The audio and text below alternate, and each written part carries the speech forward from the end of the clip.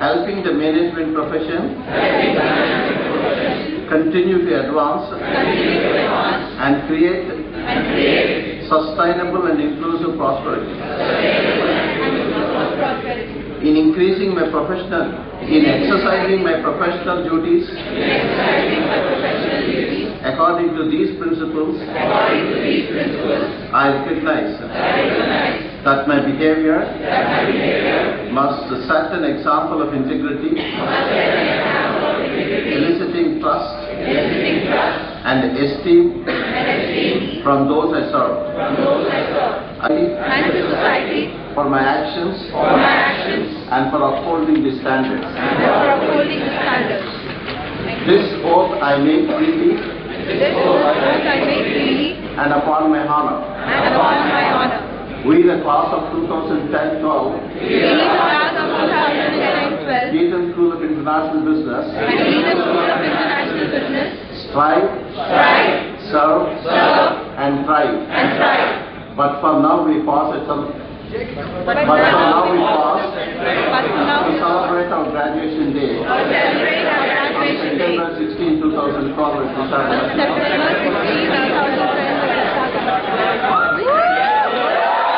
Such the 2-year flagship program in international business is strengthened and offered as MBA International Business.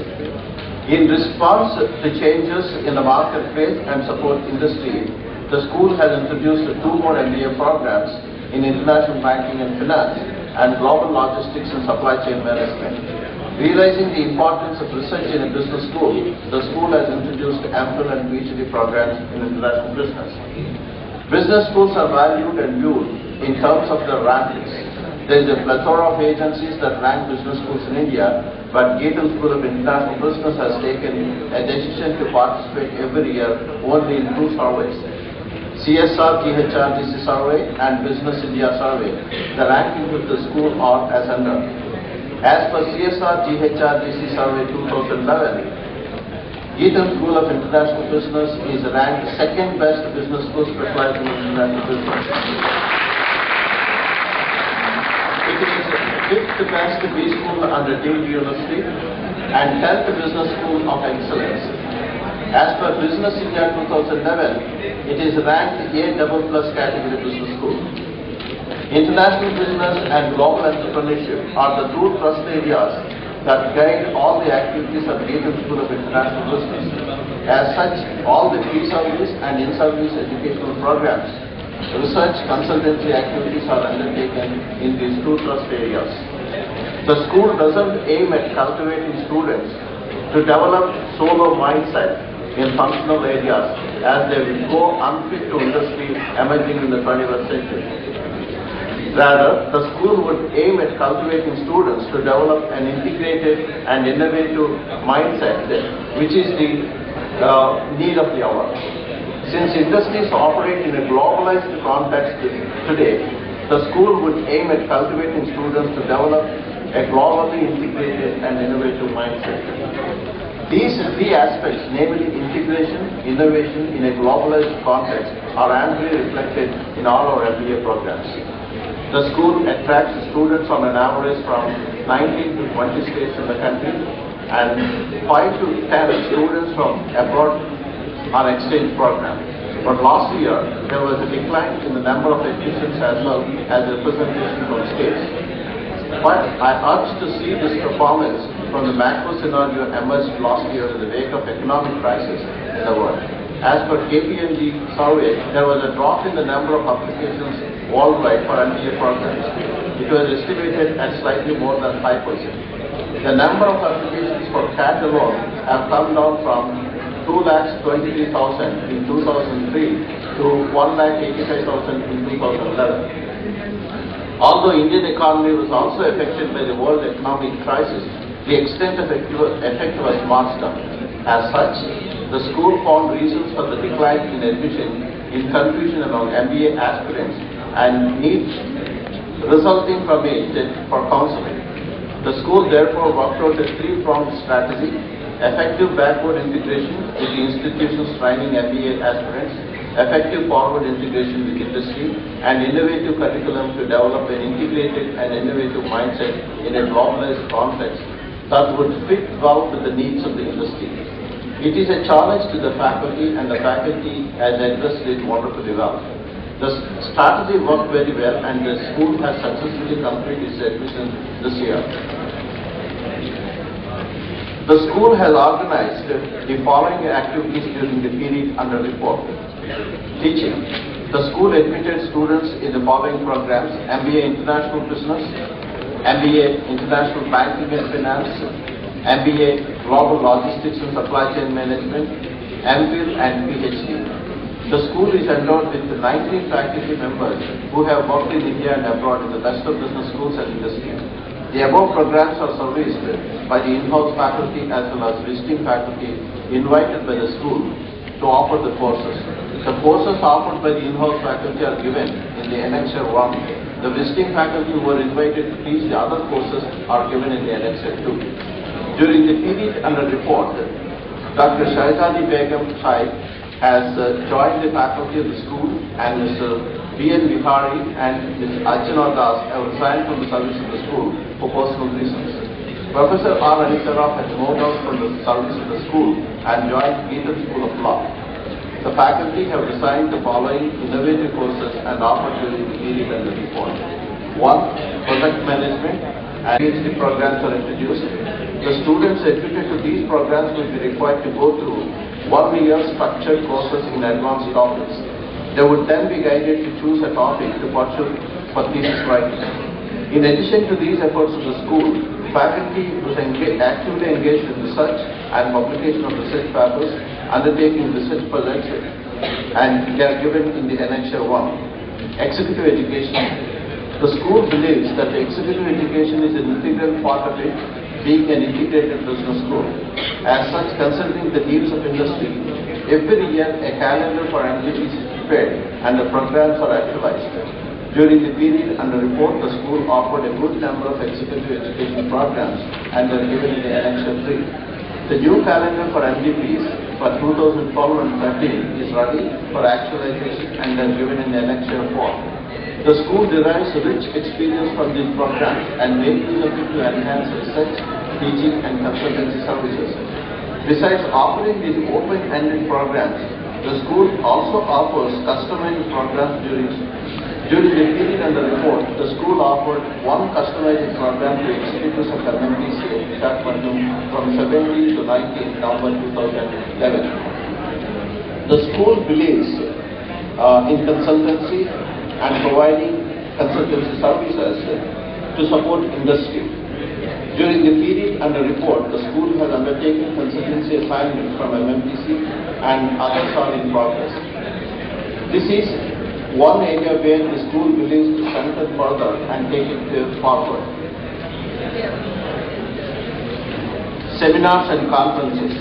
The school organizes every year seminars, conferences and workshops in contemporary areas involving faculty, students and professionals and academicians from other preschools and industry in India and abroad. During the period under report, the school has organized 10 seminars, conferences and workshops, which include International Seminar on Global Logistics and Supply Chain Management at Bangalore on 21st February 2012. The list of seminars and conferences and workshops organized by the school during the period and the report is given in the Annexure 5. GSIB Distinguished Lecture Series.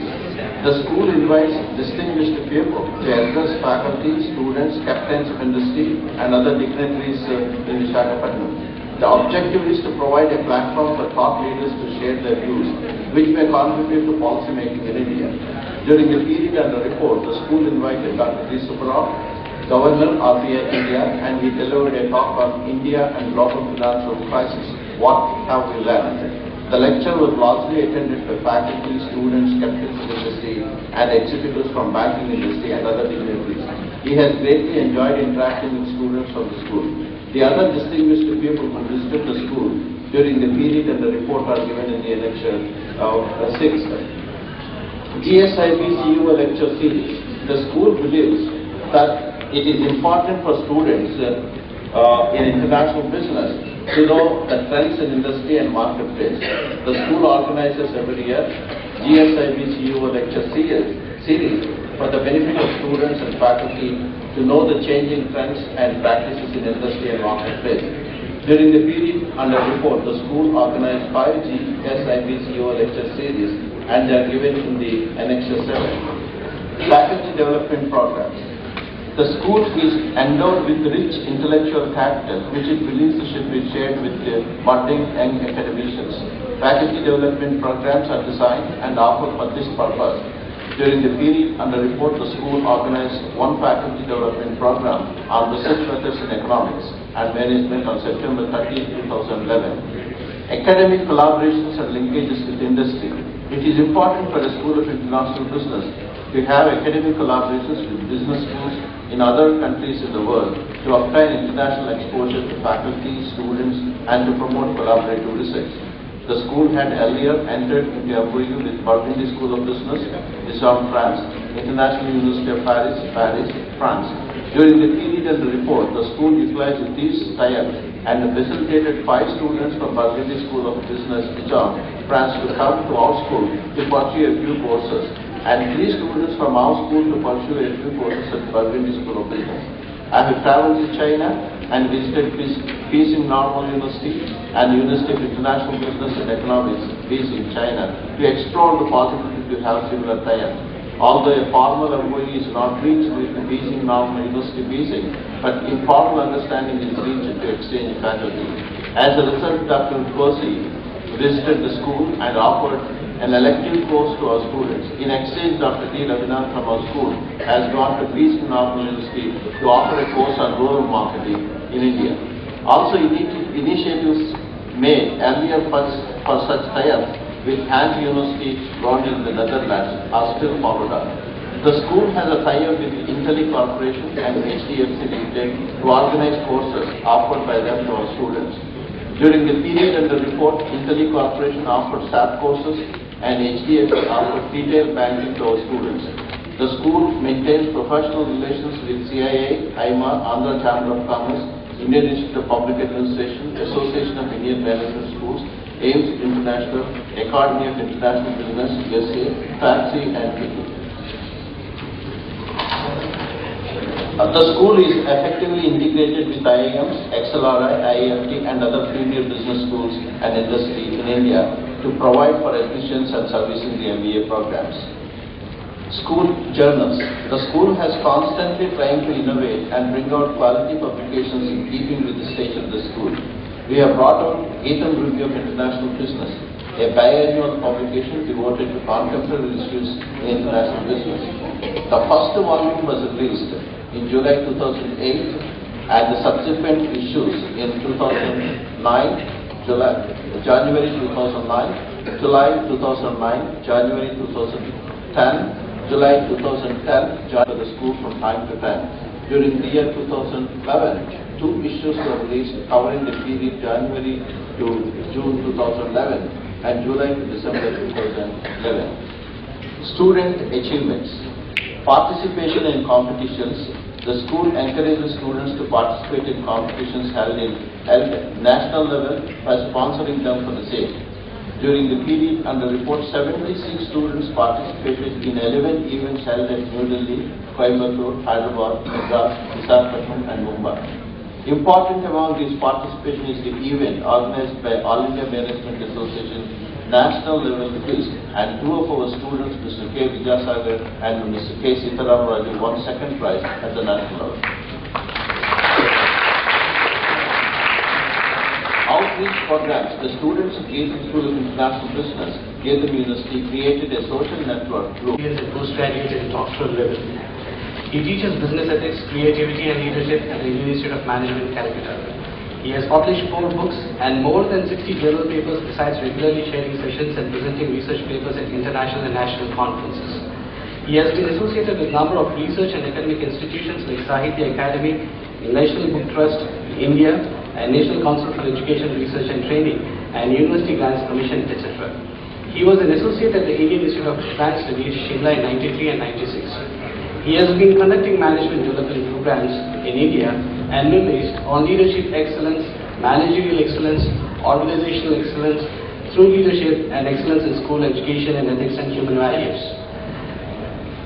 He has been continuously involved in academic administration of the Indian Institute of Management, Calcutta since 1999. He is coordinating the activities of the Management Center for Human Values since 2006. He is also editing the Journal of Human Values, JHV published by Sage Publications. He is also the chairperson of postgraduate program during 2010-2012. Professor Bhatta has secured gold medals in National Scholarship Research Associations, Jawaharlal Nehru Memorial Fund Award twice for the distinctions achieved in academic field. Professor Bhatta has been selected for Indian Council for Cultural Relations Chair in 2011-12. He also has been honored with Devang Mehta Award in 2010 for Best Teachers in Business Ethics and Communication. Professor Bhatta has been honored with the Gold Medal by the Association of Indian Management Schools for securing the prestigious AIMS ICFI Best Teacher Award 2011. It is a happy occasion for students because they have completed a very hard task, for faculty because they have helped the students in achieving that particular milestone, and for parents because it is their wards who have achieved all those success. So this is a very happy occasion, and students have been equipped to face the life carried forward. They may be now wondering how to face the career, how to face the future. I am not going to counsel you, I am not going to give you moral dictates. I am just going to place before you few points which I would like to highlight, which may help in your career as well as life. Refrain from corruption, unfair competition, or business practices harmful to society. You also have promised to invest in developing yourself and others and create a sustainable and inclusive prosperity. This is the oath prepared by Harvard Business School, and all the business schools have adopted and they are repeating. It is not something new. This oath is as old as humanity. 4 words: Satyam Vada Dharmam Chara. This occurs in one of the Upanishads. This was the oath initiated, or the words given during the time of convocation by the teachers. What is the meaning? Speak truth, lead a virtuous life. This is a big challenge. Now we may advise you to lead ethical life or a virtuous life. But telling alone is not sufficient.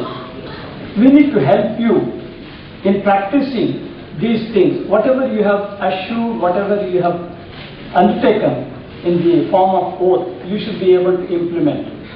But it is not happening.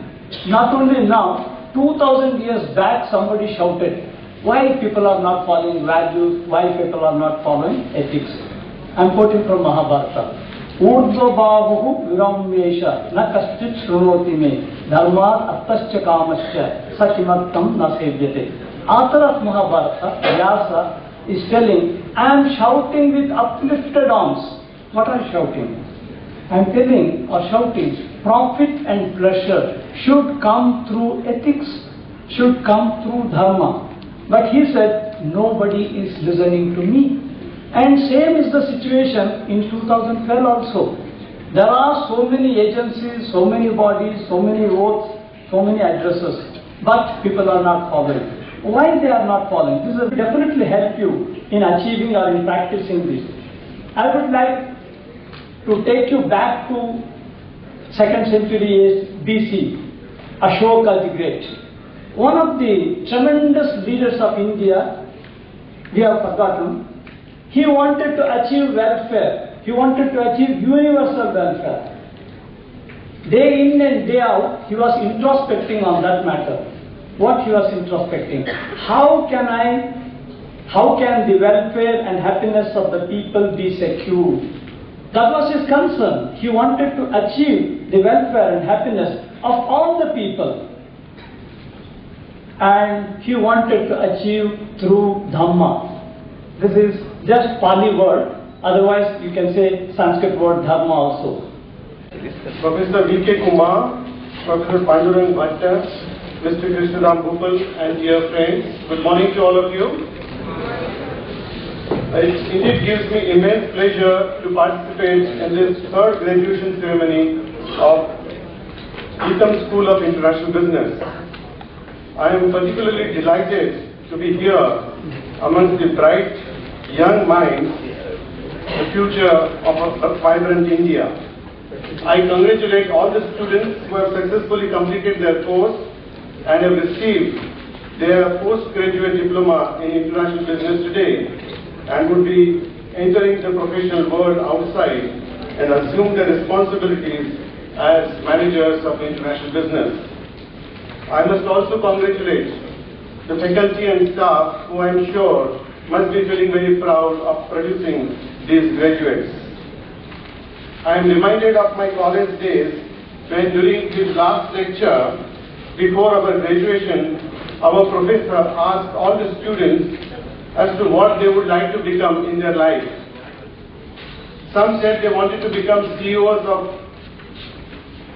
business houses, others wanted to become bank chairmen, and some wanted to just become the millionaires. When my turn came, I said, I want to become a good human being. Professor curiously asked me as to what did I mean by that. I was young and could not articulate what I meant. I was therefore always looking for the real meaning of a good human being until I came across this definition.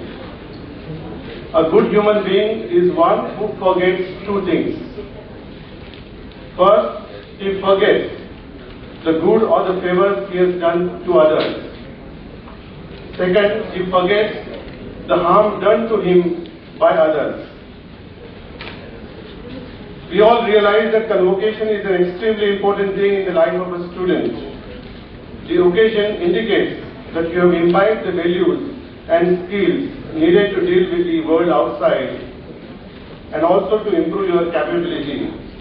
I have no doubt that you will be exemplary in whatever you choose to do and successful in meeting the challenges that await you. The experience is even more enduring considering the times that we are all living in today, that of an economic downturn across the world. Notwithstanding this, when I look at all of you sitting here, I am filled with a sense of hope. Hope that the situation is only an aberration and the young shoulders would enable the country to sail through the tide with much less discomfiture than their brethren elsewhere in the world. As you are all aware, we are today living in turbulent and uncertain times. The world economy has suffered from the confluence of two adverse developments. The first is a much slower recovery in advanced economies since the beginning of the year. The second is a large increase in fiscal and financial uncertainty, which has been particularly pronounced since last year. Thus, global activity has weakened and become more uneven. Confidence has fallen sharply recently and downside risks are growing. Against a backdrop of unresolved structural fragilities, a barrage of shocks has hit the international economy during the recent past. Japan was struck by the devastating Great Eastern Japan earthquake and tsunami, and unrest swelled in some oil-producing countries. At the same time, the euro area encountered major financial turbulence. Global markets suffered a major sell-off of risky assets, and there are growing signs of spillovers to the real economy. Growth, which had been strong in 2010, declined in 2011. IMF projections indicate that global growth will moderate to about 3.5% through 2012 from 3.9% in 2011 and over 5% in 2010. Real GDP in the advanced economies is projected to expand at an anemic pace of about 1.4% in 2012. This is as far as advanced economies is concerned. But all is not gloomy. The silver lining has been the performance of developing and emerging economies like India. They are projected to grow at 5.7% this year and further improve performance to 6% in 2013. India has not been left untouched by the ongoing economic meltdown. As far as India is concerned, the contagion effects of global financial markets has manifested through adverse effects on capital flows and trade. Reduced capital inflows have impacted financial market liquidity. FDI did experience a decline in FY 2011 when it fell to $35 billion from $38 billion, marginal decline, although it recovered to $47 billion in FY 2012. In terms of the meltdown's impact on trade, India's relatively low export to GDP ratio means that our country has been less damaged by the global slowdown than other countries, especially East Asian economies.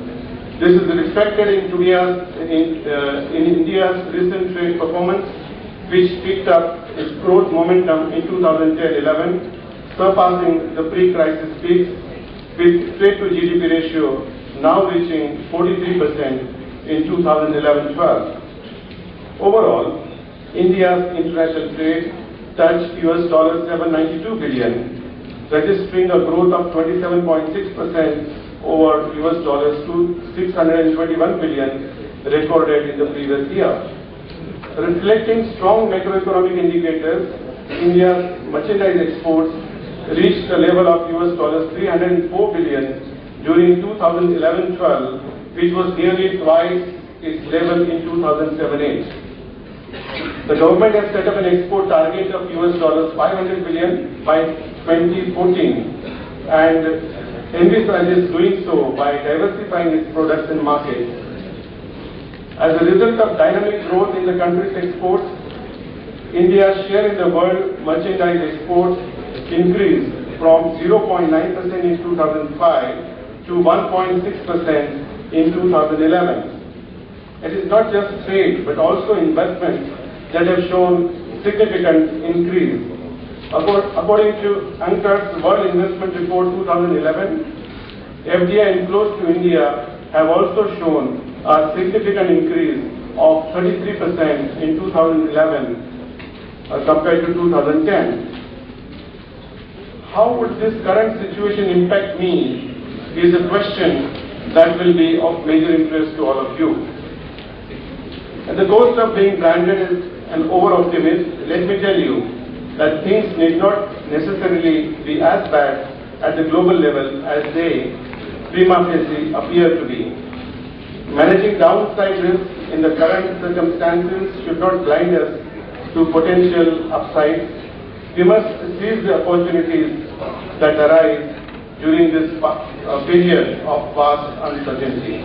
After all, it was during the recessionary 1870s that Rockefeller and Carnegie began grabbing dominant positions in the emerging oil and steel industries by taking advantage of new refining and steel production technologies and of the weakness of competitors.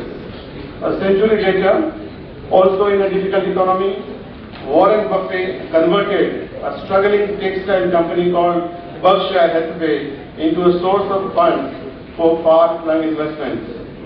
Who knows? Tomorrow it could be one of you who could be playing a major role in your prospective organizations in converting the crisis into an opportunity for your organization.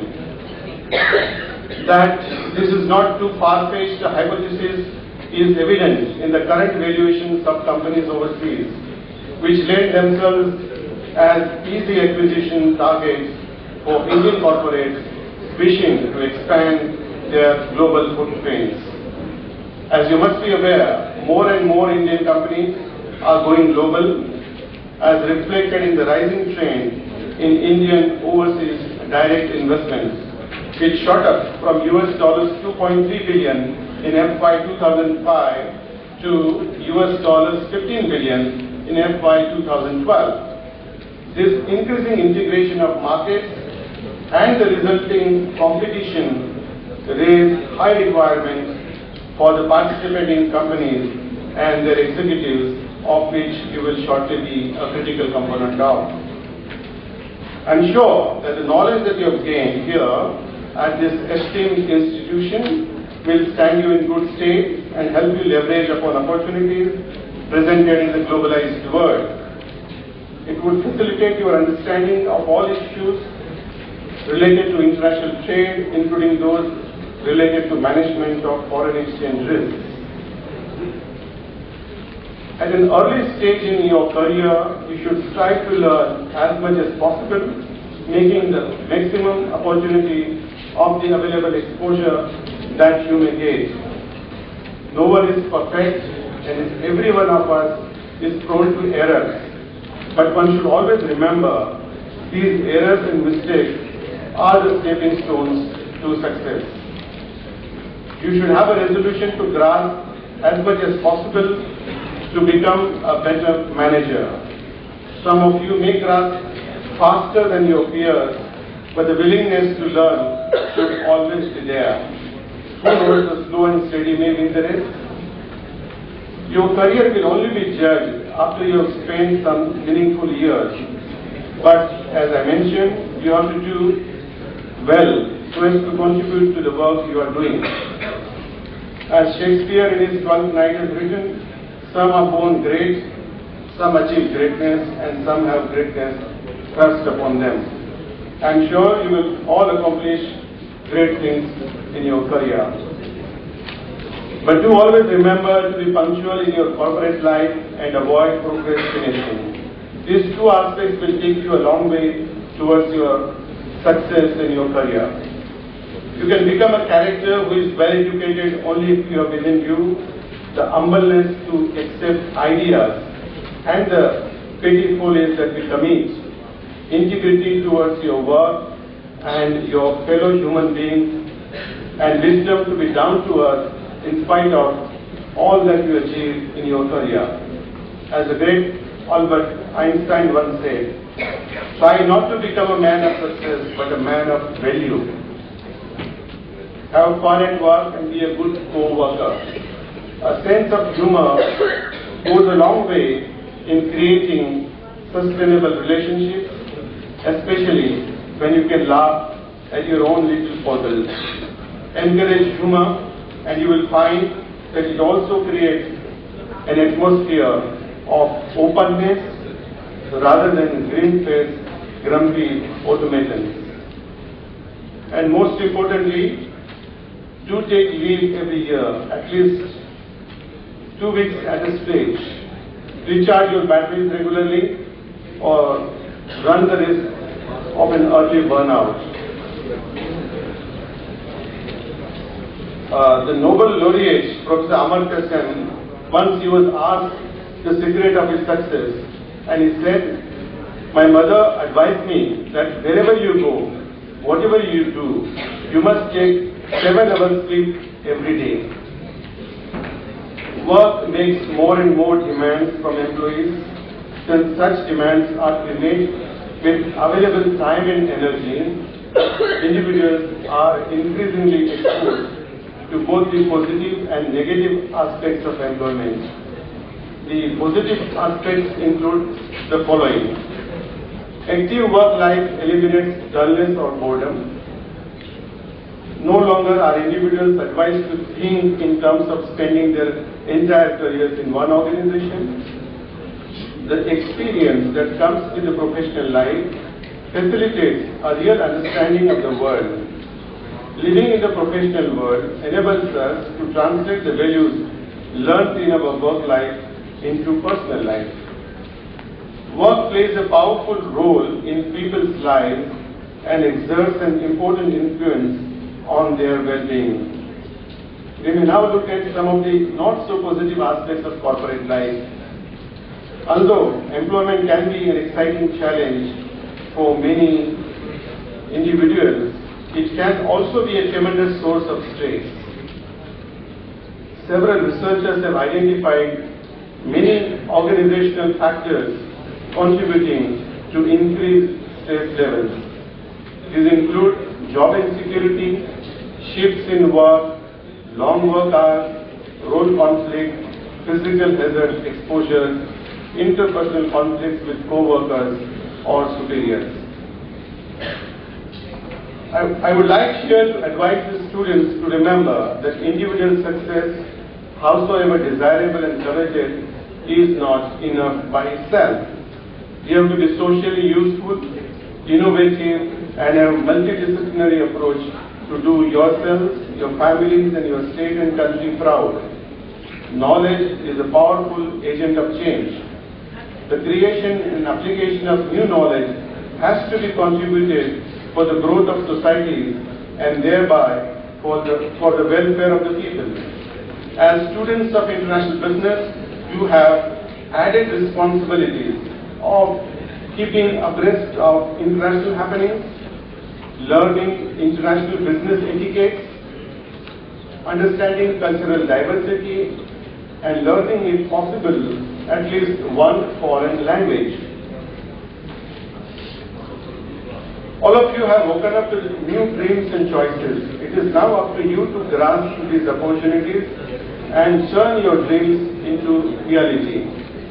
You should always keep in mind that you are very lucky and privileged to be here at this time and place and enjoy this moment together.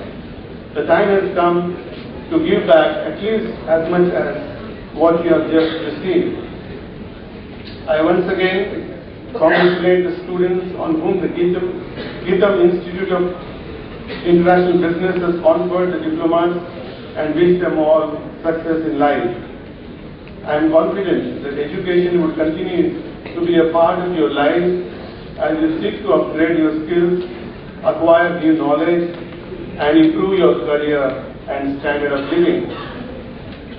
Here, I would like to draw your attention to a lesson one could learn from the famous book, The Road Less Traveled by Morgan Scott Peck. The lesson is, once a year, if not twice, you must review your position, that is, where you stand and where you need to get, that is, your destination, your goal. The world is dynamic and volatile. Neither your position nor your destination remains static. You would have seen in a Disneyland park, a large zoo, or a tourist place of attraction, a billboard is erected at every corner which shows the map of the place and also says, "You are here." Now you can decide which is the easy route to get where you want to get. In the absence of such maps, you will either not reach your destination, or even if you do, through a circuitous route, you will take much longer to get there and lose crucial time. So what is important is that every 6 months, 1 year, you must review where you stand and where you need to get. Let me conclude my address by a famous Chinese proverb: be not afraid of growing slowly, be afraid only of standing still. And let me quote Ralph Waldo Emerson, who defined success as follows. Please listen to this carefully. To laugh often and much, to win the respect of intelligent people and the affection of children, to earn the appreciation of honest critics and endure the betrayal of false friends, to appreciate beauty, to find the best in others, to leave the world a little better, whether by a healthy child, a garden patch, or a redeemed social condition. To know even one life has breathed easier because you have lived. This is the meaning of success, and a very satisfying professional life. I thank the Dean, the faculty and the staff of Geetam Institute of International Business.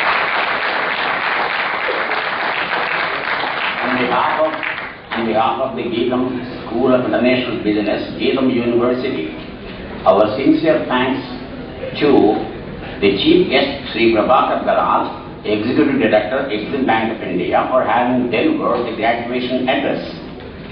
The guest of honor, Professor Sri Panduranga Bhatta, for having addressed the graduating students, and Sri Krishna Ram Bhopal for having accepted the honorary fellowship of Geetam School of International Business.